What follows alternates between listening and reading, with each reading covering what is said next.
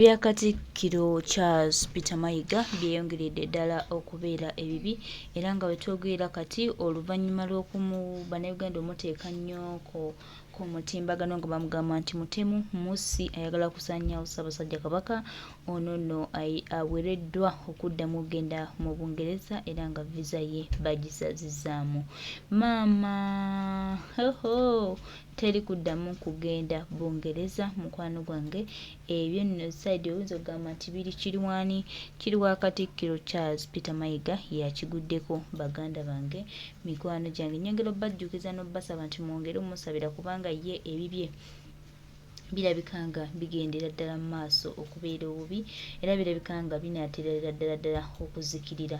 Twongera obbategeeza wano tubadde tubagamba nti Katikkiro Charles Peter Mayiga ayinza olowooza nti ategeera nnyo, ayinza olowooza nti nno wakabi naye mukwano gwange muganda gwange ebintu bya Katikkiro Charles Peter Mayiga byeyongeredde ddala okubeera obubi era takyalina kyagamba. Baganda bange mikwano gyange nze kyennyinza obbagamba n'okubategeeza nti tusabire Ssaabasajja Kabaka tweyongerere ddala omusabira okulaba nga atutwala akomawo bulungi ate addemu akwate ddamula naye nga ye Kapitaani Ssempijja ono njawuliriza vidiyo eno kubanga visa ya America wendaga wazibu njawutunule bulungi. bagisazizaamu lwakuwagala Kapitaani Ssempijja kati njabalaga njagala abalabe b'Obwakabaka bwa Buganda ngenda balabisa ensi bategeere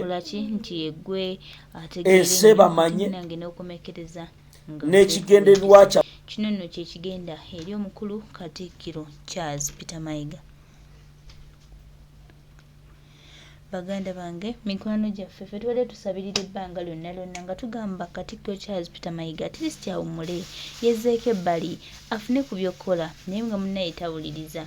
Naye olwaleero baganda bange mikwano gyange Mukama akitukoledde n'Abangereza batuwulidde era ne tugamba nti thank you Bungereza okulaba nga muwulidde omulanga gw'Abannayuganda n'eddoboozi Bannayuganda tubadde tuyisaawo kubanga Katikkiro Charles Peter Mayiga tumwegayiridde akabanga akabeerako nti munnange bw'oba toosobole wummula bw'oba owulira tokyamalako wummula abantu bakuwummulemuko kitiibwa kigenda nga Mayiga tawulira. Ne baganda bange mikwano gyange wetwogera kati ng'ate akifuuwa akizza munda naye nga byo ebigambo tubimugambidde akaseera ebigambo tubimubuulidde akaseera butawulira bwe bumuleetedde byonna byali mu kuyitamu naye nga ffe tugezezzaako okumugamba ebigambo era nga kyonyinza obbagamba n'okubajjukiza Katikkiro Charles Peter Mayiga ebibye bigendera ddala kubeera bibi ate era bikyeyongera. Mmwe mwenna mwanyinaze Princess Mariam nkutumiddeko wuliriza Kapitaani Ssempijja ono gyamulabe bulungi omulaba Kapitaani Ssempijja abadde yakulira abakuuma Ssaabasajja Kabaka abajaasi. Omukulu ono wiikisi 2 emabega ono akuba light egiramu naye ngezaako kukibaterereza mu kirabe bulungi light egiramu wiikisi 2 emabega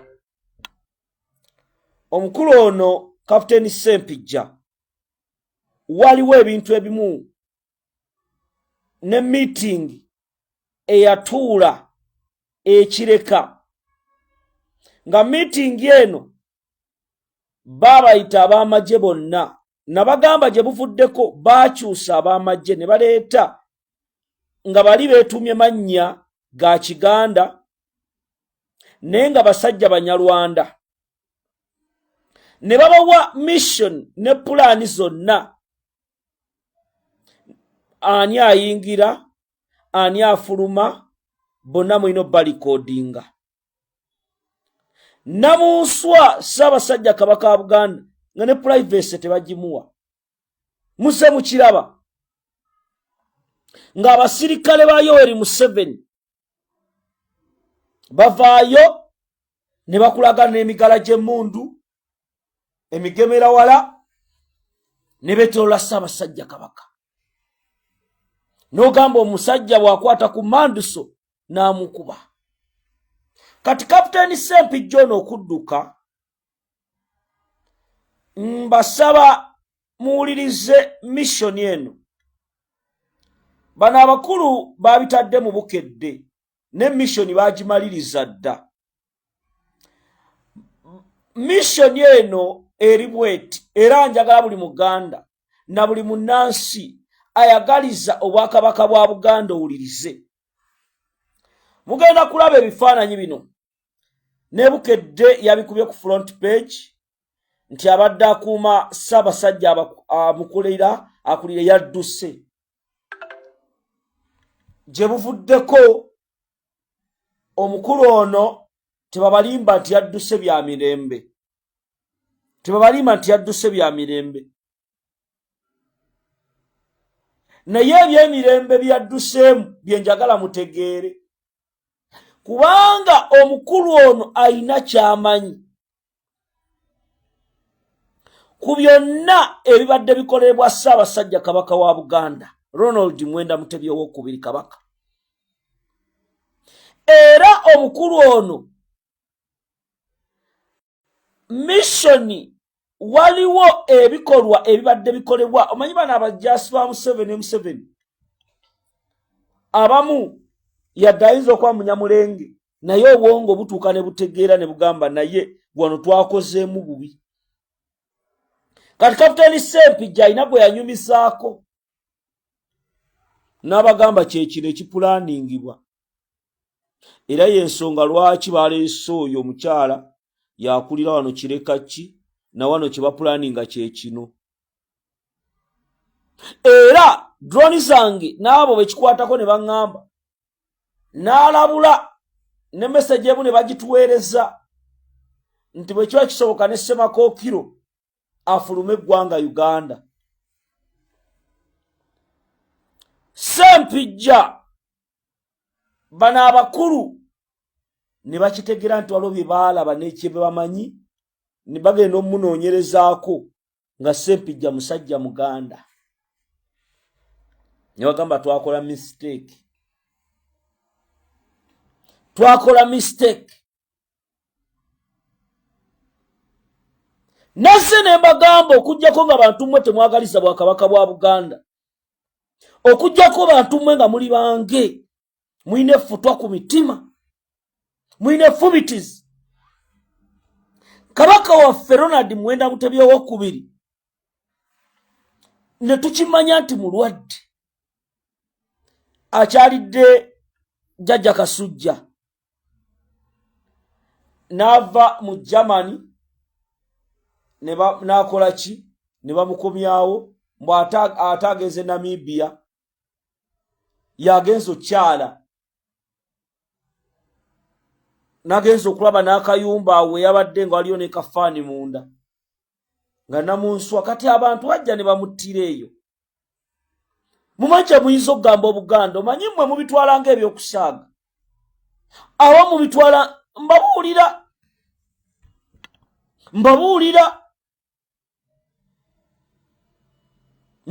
ebintu mubitutenga ebyokusaaga naye ebiddako temutubuulira kambalage. Kakati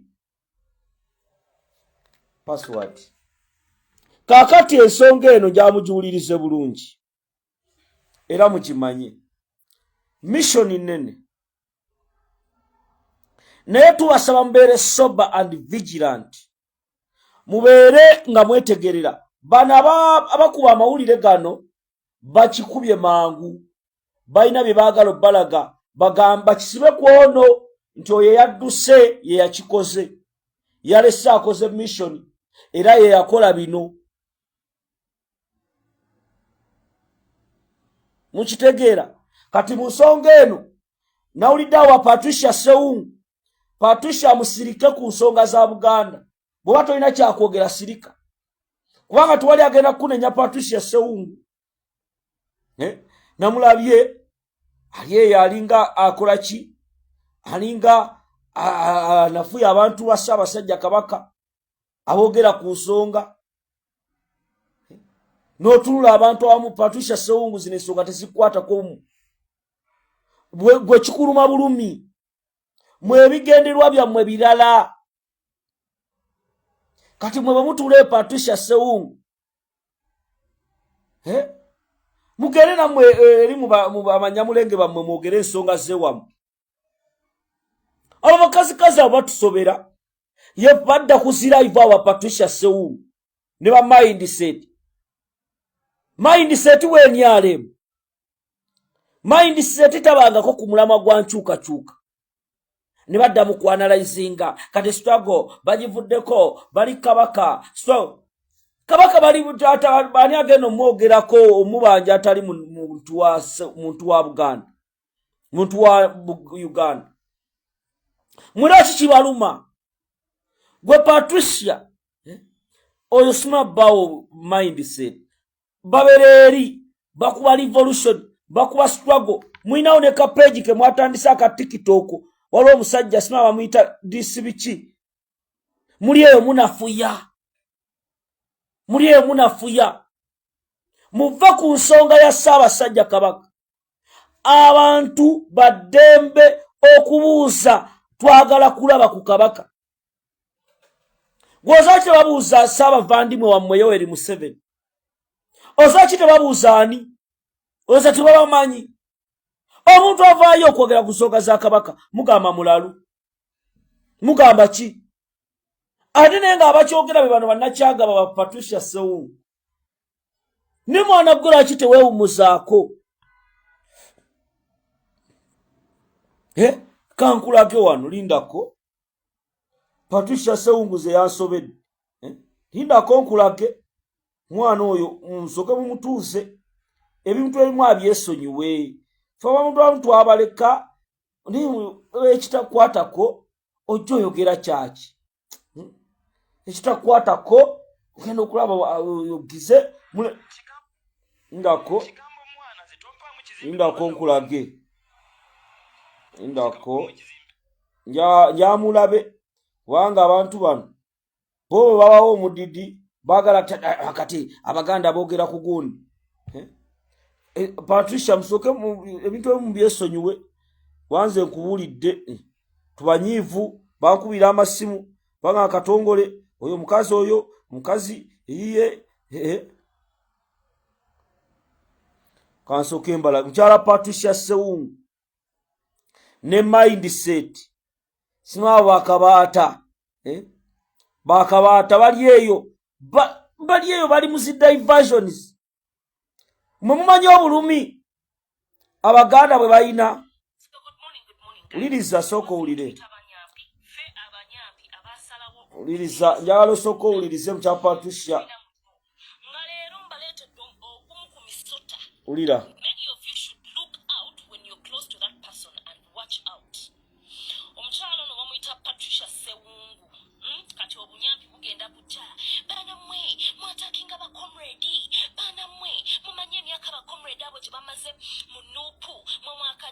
Listen and listen well. This is Louis Light. Over struggle najingidde over najingidde hours back. It really doesn't matter. Oba mazemu emyaka lukununya. Oba olimu kuba pioneers. Oba olimu kuba agitandikawo. I don't give a fuck. Listen up. Omukyalo ono bamuyita Patricia Sewungu. Mbadde ndabanga posts ze ez'enjawulo. Ngaliwo ebintu by'ajjayogera nga tebikuntana na actions z'oba kifaananyi kya projecting in the public. Y'omu ku ba trustees be bantu abanyumirwa ennyo okwekuba ebifaananyi n'omukulembeze waffe be bantu abeenyigira ennyo mu nkola z'okubanja Baganda baffe. Patricia omukyalo oyo Patricia Sewungu. Naye jjo alina posts ze bbiri ze yakoze ng'emu ku yo gye yasoose okukola yavuddeyo deleting. But before she deleted the post, many of us had screenshotted the first post. Eranga tusuubira ntajja kumala yeekoone amala agenda deleting. Gino gyemisota gye mulina okuwatchinga out kubanga giri closest to us. Abantu abamu babateekawo nga decoys. Munuupu kutusakamu mawulire na kutegeera inside information ne bagitambuza mu bifo eby'enjawulo. So these are some of the posts she made. I'm going to read you the first post. Ya posting zenagamba. We want to see our king. Twagala The king is still undergoing treatment. Let's be patient to see him. No, we want our king. Ali mukwogera nga abantu wetuzze twogera. Ali muku narrating nga ono gamba nti Katikkiro yavuddeyo n'abagamba nti Kabaka ali muku undergoing a treatment. N'alaga ffe engeri gye tuddamu nti nedda tetwagala Kabaka waffe. N'agamba the next day the king is presented to us mu bifaananyi biri bye baapostinze ng'ali mu Crocs. Abantu ne mugamba no, what does our king look like? Why does our king look like that? Nateka question mark. Nagamba, OMG, why do you post the king like that? Why is he wearing Crocs? That is we saying. Nagamba, oh no, our king, working for Uganda is a full-time job. Mtitumenya. Awulida. Meaning she's in support of the Katikkiro and those behind the king's arrest. Over the king's kidnapping. Or whatever controversies that are on the net right now. These people are trying to make us believe that all is well with our king and whatever is going on. So, now going amaso n'agamba, working for Ugandans is a very big job. It's a full-time job. N'agamba, they can't allow you to relax for a minute. Anyways, Crocs are not sandals, but dear, many people can choose to wear Crocs for comfort, and honestly, although we love the king, I don't suppose it's okay for us to get Kamanyiro of even choosing him what to wear. The last I knew, the king Asima Busimi, he's never questionable on anything. Meaning she's not a part of we that believe that the king is not okay. And it is not our business to even question where the king is at. Abantu abasinga betutunuulira era abaludde mu struggle tulina endowooza egamba nti bamanyi era bategeevu nti abantu ng'ono yandibadde ategeera ku byonna ebitambula ku mitimbagano baagala tukkakkanya na kujjawo ekyo nti Kabaka waffe tali bulungi. Kakati njagadde mpulenga akantu k'omuwala oyo nako mukawulirize bulungi naye mukyala Patricia Sewungu ensonga nyingi manye otomera wano bwe twayogera ku mpuuga gwe yasooka okunkuba nga twogera mpuuga nogaba kuba omukulembeze n'okola biki mpuuga najjaawo n'ofuna ebifaananyi olaba kikulidde n'odduka emisinde aye nabalaba mugenze muloogi nenga woteki bwe nabyogera ne tubyogera wano watuvuma buvumi kati essaawa zino oli awo mufunye kasente kamwe ne mindset mufunye akasente kamwe muli mu bintu birala nkubadde nkusaba mwannyinazi with due respect leka abaganda bakole emirimu gyabwe ng'abaganda leka bino si byakujja kiwojjolo Patricia Sewungu bino si byakwewujja bino biri ku mitima gy'abantu laavu ya Kabaka mwe mugezezzaako babatonderewa abammwe eyo nga mwe babaki tekisoboka. Patricia Sewungu tosobola kwenkana nakkazi kwagala bwa Kabaka tekisoboka.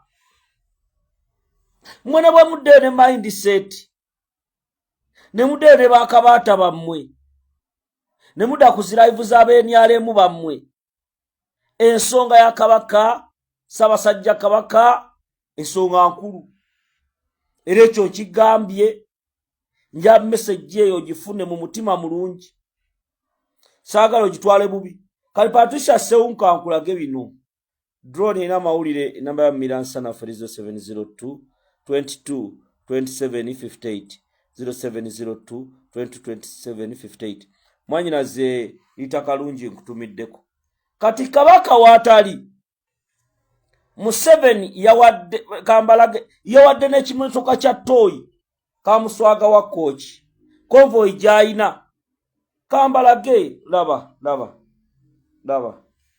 sokolabe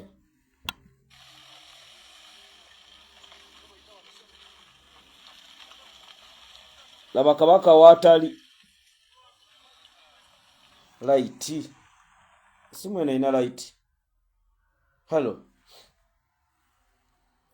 hello kakati lindako nchalaba wano simu eno light oba yeyongerako naye kyakalubye kati laba njagala olabe bulungi olabe eno emmotoka ogiraba Kamuswaga Kooki gyatambuliramu efaanana baazi baleeta yazaala emmotoka 5 endabagiwa Pasita Bujingo ne bazigaba endala kati nkulaga projects kati njamutunule n'ekimotoka kya Toyi baakimuwadde era eye Masaka missoni zaabwe ze bapulaninga zonna ngenda zibagalaba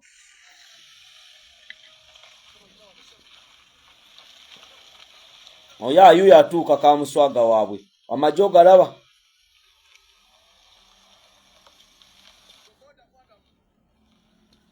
ekyo kimotoka kya Toyi ekyo kimotoka kya Toyi Kamuswaga baakimuwadde mwenno mwe musaaga n'okusaaga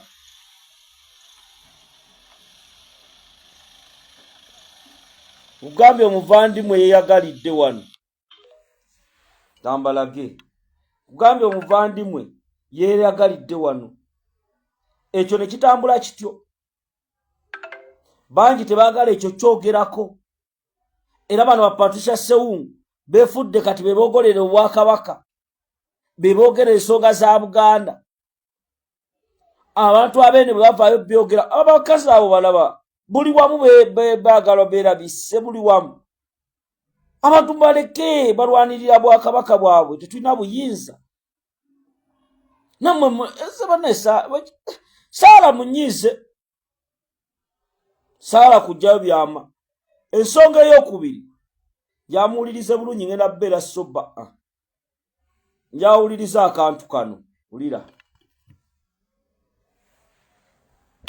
abambo w'abakabaka oba bayina emmundu oba tebayina oba bayina amafumu oba tebayina oba effumu neriko omumbo w'abakabaka atekubulawo ekyo kimu ekyokubiri kabaka alina eddoboozi likyali wansi kandabe njamuwulirize ensonga zino omanyi bino tubyogera temwagala biwulira wulira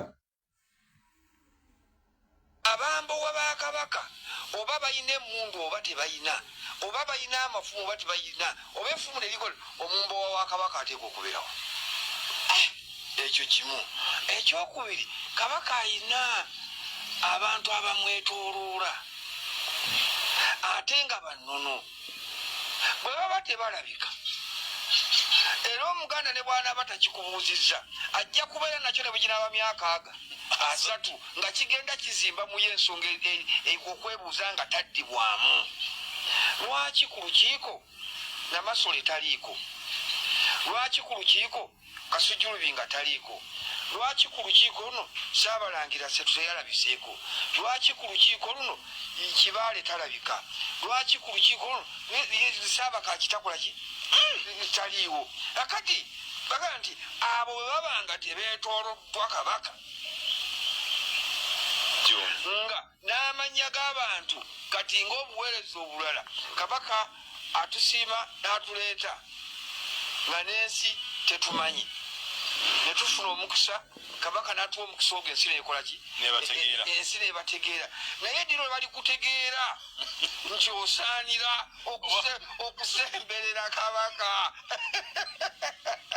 dino bali kutegeera kubanga okujja kwokoze oze naye ensi eri kutegeera ddi nti osaanidde okusemberera kabaka bakimubuuzizza kakati ekyo nekibanga kintu mu nnono zaffe twali kyaseetingibwa dda kubanga buno bwonna bwolaba teri buweereza bwonna bwa gavumenti obeere CDF obeere IDP obeere kiki gavumenti etwala ssente nnyingi nnyo okutendeka abantu abo okubatuusa ku ddaala ery'obuweereza obwo okay kati ffene kye tuliita ennono tulina abantu abo emitendera mwe bayisibwa okutuuka ku ddaala erikola ekyo kati bwe tubadde tulaba bintu ebyo wawuliriza olaba ensonga gy'ayogedde ekitiibwa Swava Sserubiri ono yali minisita wa kabaka bano abasirikale babajja eri abamu basuze beegaddanga basuze bakola ne basemberera Ssaabasajja Kabaka zino ensonga ze twogerako nkulu wulira leero embeera eriwo ng'abantu babuuza kabaka ali bweru ali mu ggwanga alwaliddewa ebibuuzo ebyo mu mutima mulungi wabeebe kubeerawo okuyombagana ababibuuza bateekeddwa okubikola ki okufuna answers era abantu bateekeddwa buteekwa awatali kumenya koona lyonna okumanya kabaka waali. Ndowooza Patricia Sewungu obiwulidde ebyo. Oyo wakitiibwa Ssewava Sserubiri. Ndowooza obiwulidde. Omanyi waliwo abeefuula nti bagezi. Abambowa ba kabaka. Tugende ku nsonga endala. Wuliriza bulungi kuba bino si biri mu kusaaga, bino tebiri mu muzannyo, era njaba message mugifune ddala mwenna abadde basitudde enkundi mu kumanyiira abantu abagala okulaba ku Nnamunswa kabaka wa Buganda. Ekyo ne bwe mukikola, ne bwe mukola ki, temugenda kusobola kusirisa abantu. Wuliriza na kano.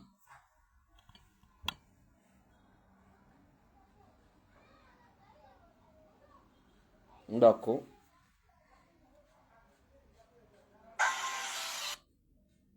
Ndako, nalwo kinya balaga.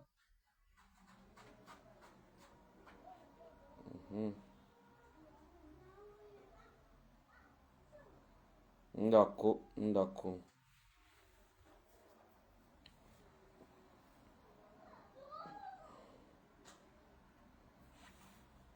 Ndako. Kubanga tumanyiddwa, batumanyiira bonna bubatunuulira bali awo. Abamu bakugattirira, abamu tebategeerekeka, basetinge, kana akabondo k'aba Pastor Mondo, kana akabondo k'aba Mindset, ba Patricia bonna bali mu commission ya kubalemesa kwogera ku nsonga enkulu. Tovolaba temuyina kusirika ku nsonga kati tunuulira ono bw'afaanana laba. Mulaba ajja babanja kabaka ng'abuuza nti ali luddawa ne beerabira nti abatta Muteesa bamala kumanya waali. Kati for security reason tebajja kubabuulira kabaka gy'ali ebimukwatako. Naye Ssaabasajja alina family WhatsApp group ulira maye kati bano be batunyonyola tulina we twatuuse ng'omunyamulenge kati ng'ono gw'otunuulira alina amabeere, omusajja ng'alina amabeere yali mutunyonyola namanyi ne WhatsApp group for security reasons nga mumanyidde nnyo, mutumanyidde mufune we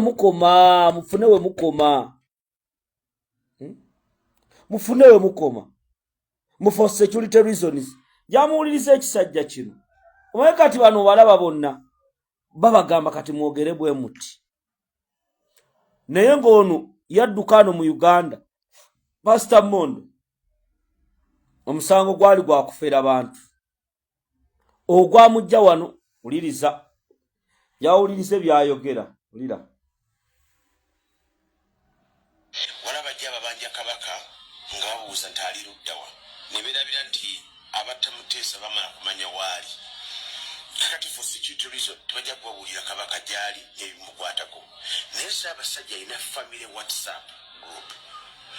N'abalangira balina WhatsApp group abali kumpi ne Ssaabasajja kabaka bali briefed daily ku bulamu bwa Ssaabasajja kabaka wa Buganda Ronald Muwenda Mutebi. Okubiri ekyo kinjagala musoke mutegeere.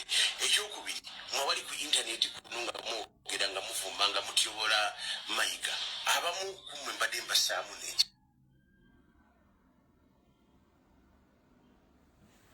Kakati oyo ye Mondo missioni ze zonna muzimanyi n'ebigenderwa bye mubimanyi era saagala mukola ki mugenda. Mbasaba ensonga eyo ngikomyawo mutagingire Mathias Mpuuga, Honorable Nyeko Derrick njala ajje ku video eno mutagingire n'abantu bano wammanga Joyce baagala. Ne kyendabye tetuyiga mbwate kamwa oyo mbaka w'Entebbe omanyi tetuyiga naddala abamu mu National Unity Platform tetuyiga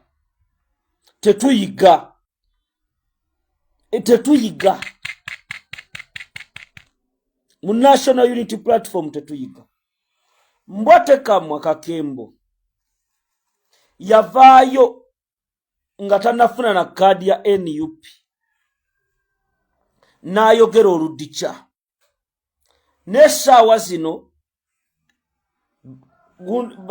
amawulire gazze wano gandaga omukulu ssebo balegesitwa bonna yabafunye abali mu kuwandiisa abantu cards era yakirimu. Mbwate kamwa oyo w'Entebbe tiimu Mpuuga Smart Team 7 era mu kuwandiisa abantu bano njamuwuliriza message eno kubanga Mpuuga n'akabondo ke kati Mpuuga kye babalangenda kibagamba era nebaza abantu abazze nga kati mwalabye bino nga sinagenda kumbwate kamwa mwalabye ebya Honorable Nyeko Derrick ensonga eyo abasajja ba Mpuuga bagirimu. Era Honorable Nyeko Derrick bano abasajja bazzeewo ekyabagize kamera eno nenge ekigenderwa mission bagibaze gwe ne Honorable Hassan Kirumira lukalidde bayina kye baagala okubateekako lwe mwagende South Africa nga bwe mwalaba ekintu kya Segirinya. Honorable Nyeko Derrick olaba baba abasajja laba kamera eno yabalabisizza kalinja Honorable Nyeko Derrick ojje ku video laba baba abasajja nga batuuse ewuwe kamera ogiraba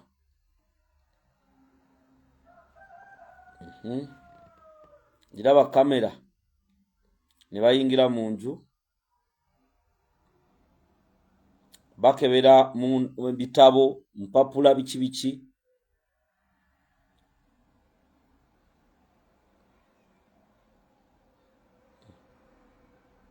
giraba kamera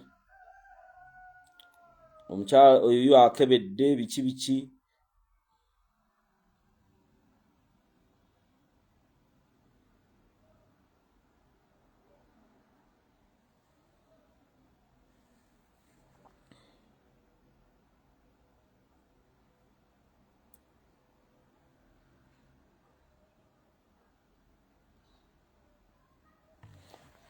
mwakalabisijja kagenda munnyo kakati Honorable Nyeko Derrick muganda wange ensonga mpanvu era bano abakulu ba Mathias Mpuuga balina ekintu kinene kye babala. Igwe Hassan Kirumira lukalidde babateekateeka essaawa yonna mwandiyingira ekkomera babateekeko emisango kubanga mwagendako South Africa mujjukire President lwakomawo dalitani era bakuŋŋanyiza ebifaananyi waliwo Nyeko Derrick wali wategeka ennaku ezo okulonki nga abavubuka bakuyimiridde emabega bambadde ovulo biki byonna bazimba fayiro era omuwawulidde oyo Efulamu ayogerera poliisi mbu basanze engatto biki kati kiri eri ggwe muganda wange okulaba nti oyimirira ku mazima amatuufu. Ekyokubiri Joyce Baagala ono mbate kamwa Joyce Baagala n'akabondo kaabwe yuno Joyce Baagala bulijjo abadde asirise yuyo kati abantu bamukukunu Uganda yalabye yuyo omulaba simweno light ya simweno olaba nja kulaga HR registration ekifaananyi ekyo Joyce Baagala nja kulaga kifaananyi kino kiraba ekifaananyi kya registration kikyo kati yavuddeyo akulaga yambadde kkala za DPM ali awo bw'atyo bali abakwasizza enkofiira ali mu bantu alonda structures awo nawo waliwo okwegendereza kwa maanyi era abantu banyiivu lwaki abantu banyiivu ono mbaka parliament owa G20 kye bamukoze abantu banyiivu najja ne mbagamba bannange muve mu kwebuzaabuza mubeere ku nsonga z'abantu bangi nga temukiwulira kati abantu babagoba ku ground bagamba Wasirika ne mudda ne ttiimu Mpuuga yuno no bamugobye laba ulira